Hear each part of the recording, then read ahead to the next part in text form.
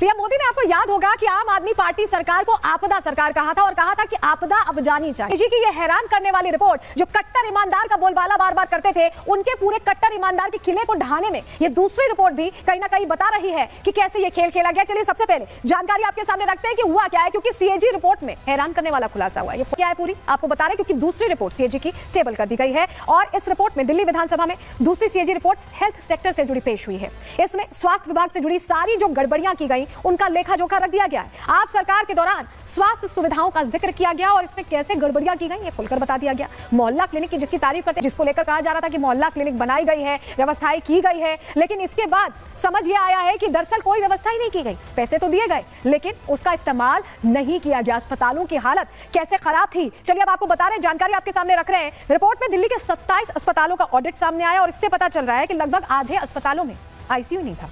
ICU critical care unit ही नहीं थी। 8 अस्पतालों में ऑक्सीजन सप्लाई नहीं दी गई, जिसकी वजह से सबसे ज्यादा लोगों को दिक्कत हो रही थी। ऑक्सीजन नहीं मिल रही थी, लोग सांस नहीं ले पाते थे कोविड में, उसकी व्यवस्था नहीं। 15 अस्पतालों में मॉर्चरी मौजूद नहीं थी, बेसिक मिनिमम रिक्वायरमेंट जो अस्पताल की होती है वो मौजूद नहीं थी। 12 अस्पतालों में एम्बुलेंस की कमी मिली है, तो मरीजों को कैसे आवाजाही होती, ये अपने आप में प्रश्न तो कर रहे हैं। लेकिन केंद्र से जो मदद दी गई कोविड के दौरान वो भी जनता पर खर्च नहीं की आम आदमी पार्टी ने, सरकार ने। और अब सवाल पूछे जा रहे हैं, आगे बढ़ रहे हैं। बात हिमाचल सरकार की भी कर रहे हैं, इन्होंने वादे तो कर दिए लेकिन वादा पूरा करने में अभी परेशानी आ रही है। कैसे ये सामना कर रहे हैं बता रहे हैं।